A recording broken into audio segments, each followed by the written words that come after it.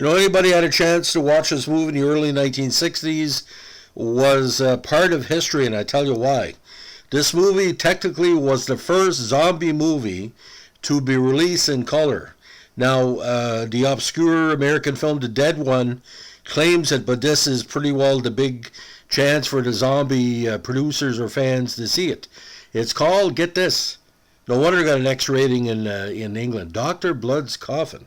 The 61 British horror film, produced by George Fowler and directed by Sidney J. Fury, stars Kiernan Moore, the vivacious Hazel Court, according to our request on this, John Walco, and Ian Hunter.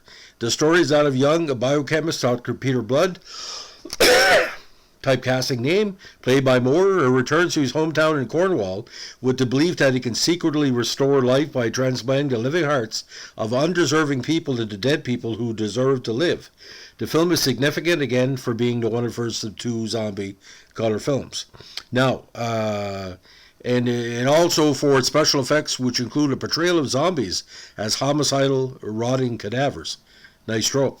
The movie was released in the UK of January 61 and the US in April of that year, where it was on a double bill with another British film, the cult classic The Snake Woman. And I've met Snake Women, and you get what you get with that title. Now, in the movie, strange crimes are occurring in Cornwall. Doctor surgeons are becoming burgled and people are disappearing. No one knows it yet, but stolen medical supplies have set up a laboratory in the disused Port Caron tin mine, and the missing people have been taken there after being immobilized with a drug. Into the situation comes young Dr. Blood, fresh off a biochemistry research grant in Vienna. He is a Port Caron native, and his father, Bobby Blood, is the village doctor. A young widow nurse, Linda Parker, again Parker, great last name for horror, assists Robert. Now, Police Sergeant Cook is investigating the crimes, and Peter eagerly volunteers to help search the tin mines for the latest missing man, George Beale. But Peter's motive is not altruistic, as he wants to prevent Cook from discovering the lab in the mine, for Peter is behind the thefts and disappearances. Peter finds Beale slowly crawling away inside the mine, but cannot stop it as Sergeant Cook is too near. Beale drags himself outside. Searchers call Peter to render medical assistance. As Beale mumbles incoherently, this is a very good scene, by the way, Peter injects him with something and pronounces him dead, then offers to do postmortem. Meanwhile, Robert is unable to analyze the contents of a broken syringe stolen from his office and found in Beale's room. He takes it to Plymouth Hospital for a full analysis. Then Linda finds a curious clay container. Peter explains it as a gift from a schoolmate, an ancient South American curare container, of course poison. Now, Peter speaks oddly to Linda about his time in Vienna. He says that he and his supervising professor were on the verge of a controversial medical breakthrough, but the professor refused to continue. Peter calls him rule-bound, superstitious, and ignorant, and arrogantly tells Linda that no one's going to hold me back now. Woo-ha-ha-ha. Now, Beale's PM is to be done at the village undertaker, Mr. Morton's mortuary, but Beale is not dead, and Peter begins to remove his living heart. Morton interrupts Peter's grisly work, and then Peter tells Morton that Beale was worthless, sitting around in pubs, never making anything of himself, and he will put Beale's heart into someone dead who, unlike Beale, deserves to live.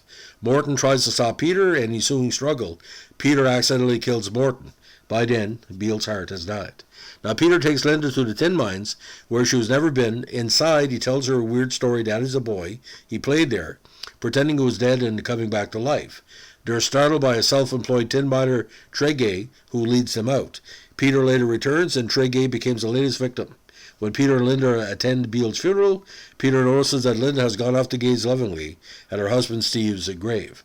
Now, when Robert returns from Plymouth Hospital, the liquid in the syringe is curare. Trying to deflect suspicion, Peter says that coincidentally he and Linda had recently been talking about curare, but Linda's growing suspicious. Sergeant Cook arrives, telling him that Tregay had been found dead, and asks Peter to perform the PM.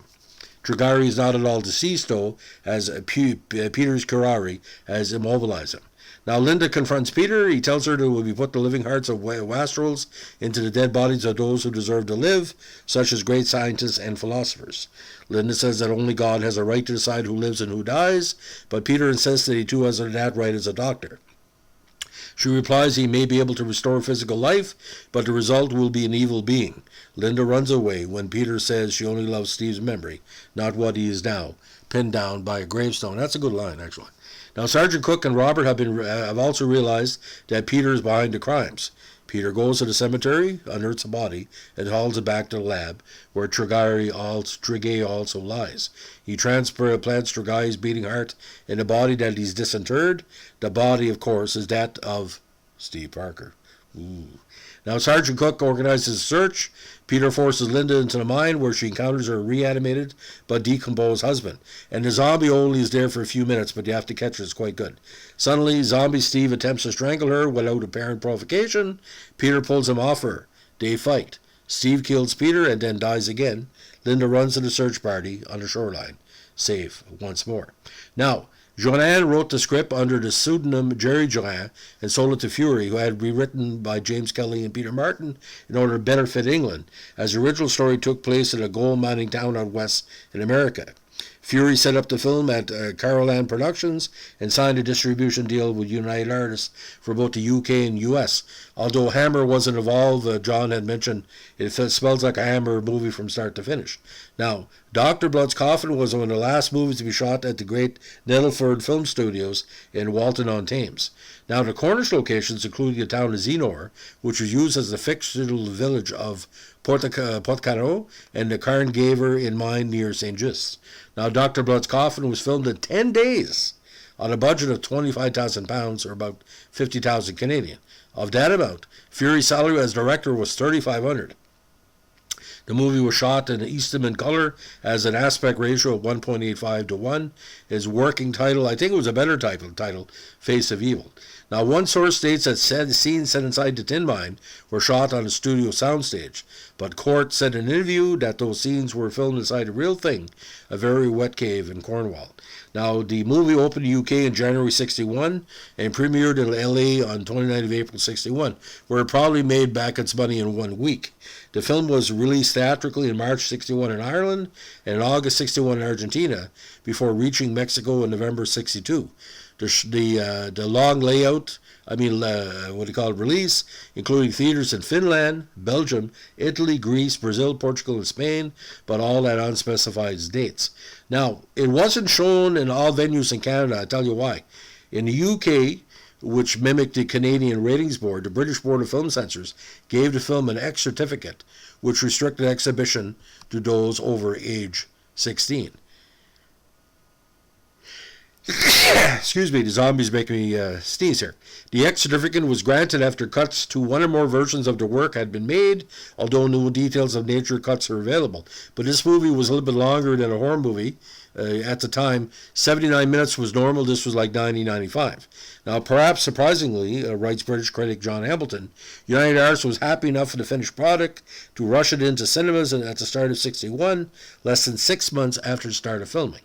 Although filmed in color, Dr. Blood's Coffin, and no surprise here, was shown in black and white in some American theaters, and of course the black and white version of this has been shown on late-night TV in the States many times. Now, although it had only a handful of playdates in the States, the film was enough to attract the attention of Box Office magazine, which published a review in its issue of May 22nd, 61. The anonymous reviewer wrote that the picture is strictly for patrons who like to gore in large doses. Theaters catering to the horror fans should find an eager audience, but its ghastliness will restrict it in this category. The reviewer warned young children should not be encouraged to see the picture. In fact, it's likely to cause nightmares among sturdy adults. Later, after the movie had played in the U.S. for the summer, Box Office, at its 28 August 61 issue, summarized ratings from several publications. Box Office itself and Variety gave it a poor rating, while Harrison Reports, Parents Magazine, yes, and the New York Daily News all called it fair, while Film Daily rated it as good. Contemporary reviews of Dr. Blood's Coffin tend to be less than favorable, despite UA being happy enough with the film. American science fiction film historian Bill Warren quotes a review in the monthly film Bulletin as saying that the film, though rich in curati, flashing scalpels, decayed flesh, and Cornish landscapes, lacks style, suspense, and imagination, and will scarcely satisfy the most naive necrophiliac, and that's basically what was hinted here. On the other hand, Warren notes that Limelight critic Jack Moffat wrote that the more discriminating horror fans may find merit in the intelligently directed and well-written British recapitulation of the Frankenstein formula. However, Warren himself, writing nearly 50 years after the film premiered, says that its plot was not only preposterous, but hackneyed, and that while Fury does have a vivid service style, he rarely goes to beat that to anything resembling content, for he's one of several directors who seem to feel the look of the film is the content. But it's a zombie movie, you gotta take it as it is. What do you think we're going to? Shakespeare? Now, British film historian Phil Hardy is equally unimpressed with Dr. Blood's Coffin, calling it a crude shocker with an inane plot, and noting that it simply piles up shots of bloody surgery and decayed flesh on the assumption that vivisection of a heart transplant performed in a disused Cornish tin mine is sufficient to tap into audience unconscious fears of taboo fantasies. Now, in opposition to Hardy's comments about fears and fantasies, British critic Jamie Russell says that, as Linda Parker's experience suggests, the return of the dead signifies not only our fear of death, but also our fear of the dead themselves, those that we love but were unable to save from an inevitable end. Now, with its removal of hearts from living bodies, the film also taps into the modern fears of illegal organ harvesting, which was a thing back in the 80s with, stolen kidneys. Now, writing in a zombie movie encyclopedia, academic film historian Peter Dendel identifies the film as offering the first glimpse of the modern screen zombie, decayed and violent, rather than simply pale and aloof. Steve is horribly decomposed, with greenish cracked skin, and some sort of unappetizing bright green moss growing all over his face in thin strips. He's also unusually powerful. Clearly new things are in the air for the screen zombie. Still, Dendel is disappointed that Zombie Steve is only on screen for 2 minutes at the movie's climax, and he calls the movie dated and watery in most respects. Don't know what that means. Now, while the film bears the first modern screen zombie, Glenn Kay in Zombie Movies, The Ultimate Guide, criticized the deadly slow pace of the movie. He also writes that zombie fans in particular will no doubt be displeased by the distinct lack of zombie activity, concluding that this is all pretty lame stuff. Now, on home video, Dr. Blood's Coffin has long been available in varied variety of formats, released on VHS by Alpha in 91, 95, and 2005. VHS versions were also released in 99 by both MGM Home Entertainment and Image Entertainment, and they later offered a video disc of the film as well, and at unspecified dates by Dark Dreams Video, Network Enterprises, and Something Weird Video. Don't know what's in the public domain because being a British movie, hard to gauge. Now, there have also been numerous DVD releases of the film, with Alpha Video, the first in the U.S. in 2002. It was later released by MGM Home Video in 2011 via MGM's limited edition collection Disc on Demand service as a Region 1 widescreen DVD, and a month later, November 2011, in Region 2. Media Sales UK also released a Region 2 DVD in 2014, which according to one source was the year in which a DVD was officially given a 15 certification by the British Board of Film Classification. Now, a 15 certificate is a rough equivalent of American R rating. Now, Scream Factory released it on Blu-ray in May of 2018. So overall, for what it is and his legend, I would figure this is 2.5 stars out of 4.